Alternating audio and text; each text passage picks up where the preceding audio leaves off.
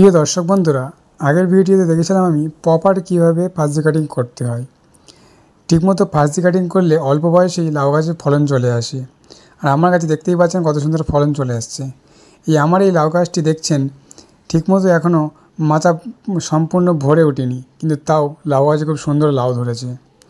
আপনারাও আগের ভিডিওতে চাইলে দেখে নিতে পারেন কীভাবে ফার্জি কাটিং করবেন। এই ভিডিও দেখাবো আমি ফার্জি কাটিংয়ের পরে আপনারা কী করবেন। লাউ গাছে ঠিকমতো ফলন আনতে গেলে শুধু ফার্জি কাটিং করলে হবে না, তার পরের জেনারেশানটা যে সেকেন্ড জেনারেশান বেরোবে সেটাকেও কাটিং করতে হবে, এবং কাটিং করলে খুব সুন্দর লাউ ধরবে। আমি ফার্জি কাটিং করেছিলাম, তারপরে যে সেকেন্ড জেনারেশান বেড়েছিল সেটাতেও আমি সেকেন্ড জেনারেশান কাটিং করেছিলাম। তারপরেই সেকেন্ড জেনারেশান এবং ফার্স্ট জেনারেশানে প্রচুর পরিমাণে লাউ ধরেছে। আপনারা দেখতেই পাচ্ছেন এক একটি ডোগায় 2-3টে করে লাউ ধরেছে। আর লাউয়ের স্ত্রী ফুল দেখুন গাছে ভরে গিয়েছে। এই ফলগুলি যখন বড় হবে সেই ভিডিওটা আপনাদেরকে দেখাবো, যে আমার গাছের জালিগুলি নষ্ট হচ্ছে না এবং প্রতিটি জালি দাঁড়িয়ে যাচ্ছে।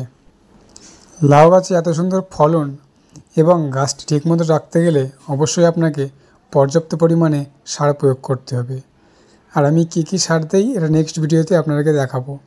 আর আমার এই গাছটিতে লাউ দেখুন, দেখলে বুঝলেই পারবেন না যে কী পরিমাণ লাউ ধরেছে। আপনারা ভাবছেন হয়তো এডিট করা, কিন্তু এই ভিডিওটি আসলে সত্যি। দেখুন এক একটি ডোগায় কতগুলো করে লাউ ধরেছে এবং প্রতিটি জালি দাঁড়িয়ে গিয়েছে। আপনারা যদি এরকম ফলন পেতে চান ভিডিওটি স্কিপ না করে সম্পূর্ণ দেখুন, আশা করি আপনারা লাভবান হবেন। তাহলে সেকেন্ড কাটিংয়ের কীভাবে করতে হয় দেখে নেওয়া যাক। প্রথমত বন্ধুরা, আপনারা এই যে ফার্স্ট জেনারেশান দেখতে পাচ্ছেন, এটা যখন আস্তে আস্তে বড় হয়ে যাবে তখন ফার্স্ট কাটিং করে দেবেন, এবং তারপরে যে সেকেন্ড জেনারেশান বেরোবে সেটা 5-6টা লাউ ধরলে সেটারও কাটিং করে দেবেন। কারণ সেকেন্ড জেনারেশানে 5-6টা লাউ হওয়ার পরে তখন আবার পুরুষ ফুল বেরোতে শুরু করবে। সেই জন্য সেকেন্ড জেনারেশান বেশি বড় করবেন না। 5 থেকে 6টা লাউ যখন ধরে যাবে সেটাকে আবার কাটিং করে দেবেন। দেখবেন ওটা দিয়ে আবার থার্ড জেনারেশান বেরোচ্ছে, সেটাতেই আবার লাউ ধরবে। এই প্রসেসে আপনারা পরপর জেনারেশান কাটিং করতে থাকবেন, দেখবেন গাছে প্রচুর পরিমাণ লাউ ধরবে। আর অবশ্যই খেয়াল রাখবেন গাছের ভিটামিনটা ঠিকঠাক থাকে যেন।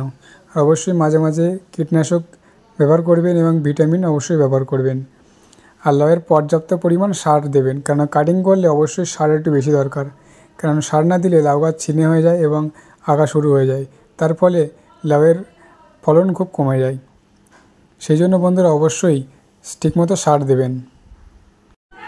আর আমার গাছের লাউগুলো দেখুন কত সুন্দর গ্লেজ ভাব রয়েছে। অবশ্যই নতুন গাছে ভালো গ্লেজ হয় লাউয়ের, কিন্তু তাও এই শেষ পর্যন্ত যদি এরকম গ্লেজ ভাব ধরে রাখতে চান অবশ্যই মাঝে মাঝে ভিটামিন এবং যে কোনো ফাঙ্গাসাইড পাউডার আপনারা ব্যবহার করবেন। আর লাউয়ে যখনই সার দেবেন অবশ্যই নিমখোল কিংবা সরিষার খোল, এই দুটোর মধ্যে যে কোনো একটা এই সারের সাথে প্রয়োগ করবেন। দেখবেন লাউ গাছের গাছগুলি কেমন সতেজ ভাব থাকে এবং লাউয়ে গেটআপও কত সুন্দর হয়। আপনারা যারা এই বর্ষাকালে লাউ চাষ করেন আমার এই ভিডিওগুলি ফলো করুন, অবশ্যই আপনারা লাভবান হবেন। আমি যে যুক্তিগুলি দিই আশা করি আপনাদের কাজে লাগবে। যদি আমার এই ভিডিওটি ভালো লাগে অবশ্যই একটি লাইক করে দেবেন। আর যদি আপনারা কেউ উপকৃত হয়ে থাকেন এই লাউয়ের সম্বন্ধে তাহলে একটি কমেন্ট করে জানাবেন।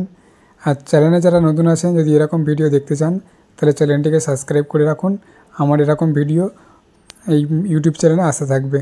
ধন্যবাদ।